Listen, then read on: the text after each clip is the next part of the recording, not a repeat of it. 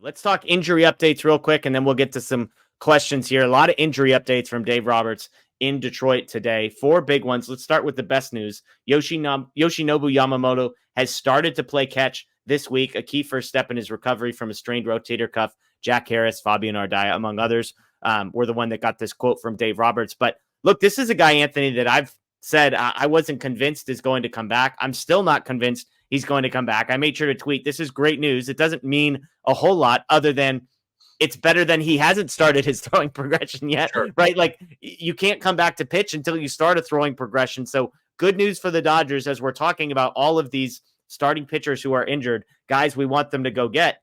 Look, it's possible that the best starting pitcher is the guy who rejoins the team, midway through August or at the end of August, beginning of September, in a guy Yamamoto. He could be the best arm they could possibly add to their rotation. And again, the good news today, started playing catch this week while recovering from a strained rotator cuff.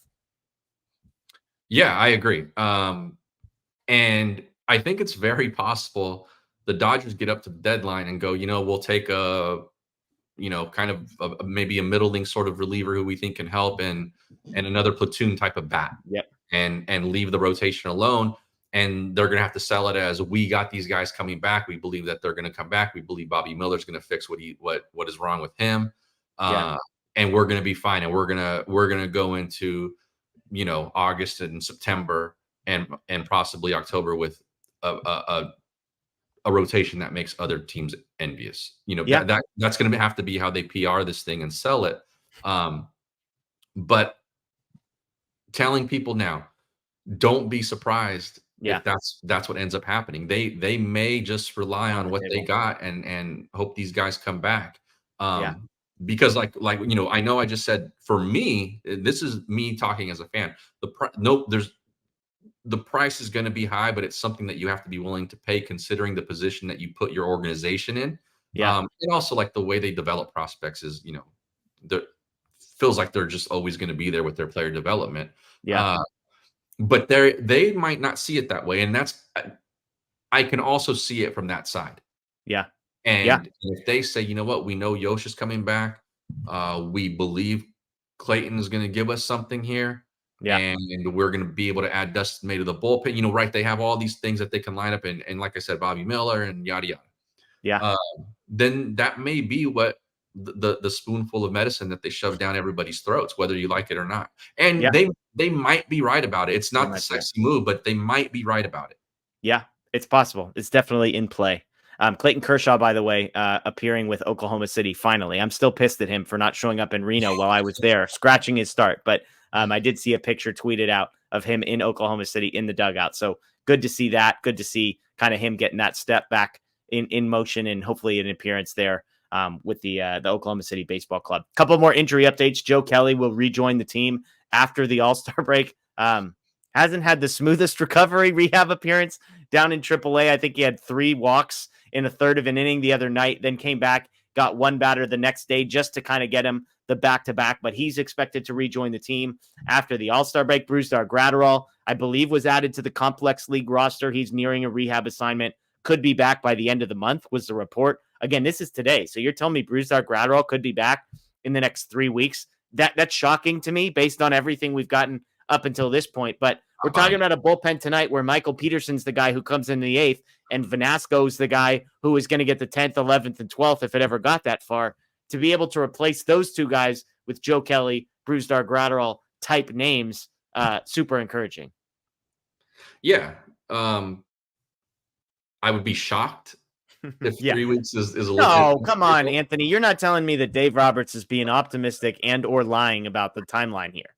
Don't tell me that.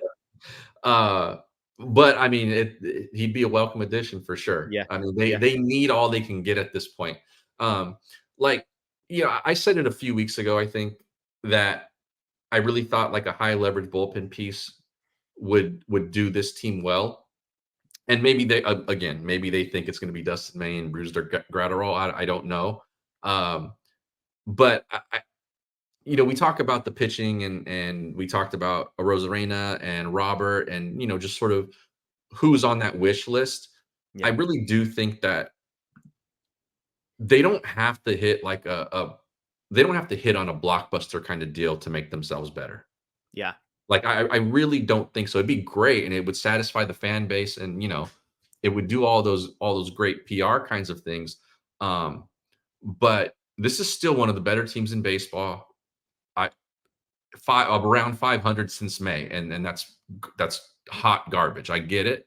Um, but like no one else has looked head and shoulders better than this team. I know they just got swept in Philadelphia, and that happens. They almost swept the Yankees in New York. Yeah. So what do we say about that? The Yankees need to blow it up. Like, so it's baseball. It's a long season. They play every single day. Things happen.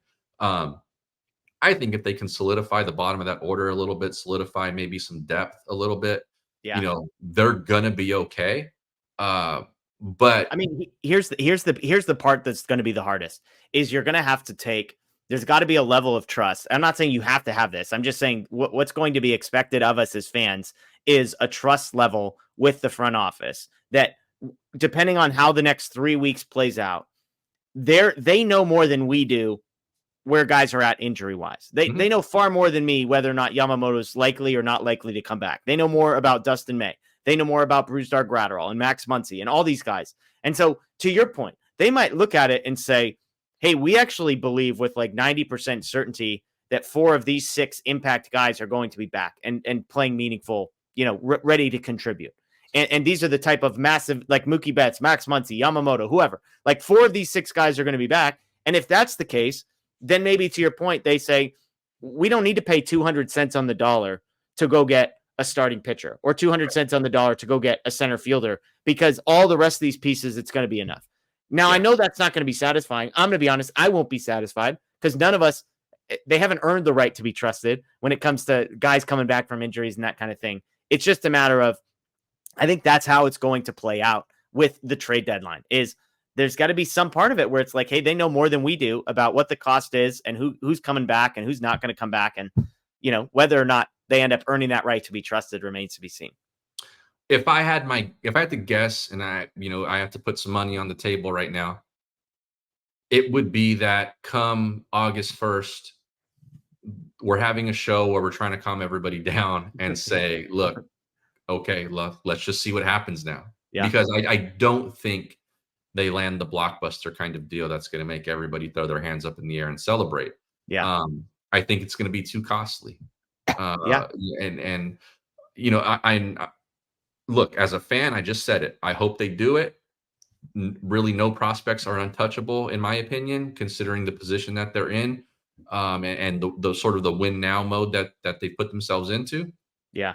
But as you said, there's got to be some trust and trust that the front office knows their personnel better than we know it. Yeah. And so if it's a situation where that happens and they don't make that kind of deal and they make maybe some fringier kind of moves, Yeah. I mean, this is, again, I know what the record is since around May. Yeah. But they're still one of the best rosters in baseball. If they can, and you know what, if they can stop taxing the bullpen the way they are, they're going to have one of the best bullpens in the big leagues too. Yeah. Last injury update here is Max Muncy.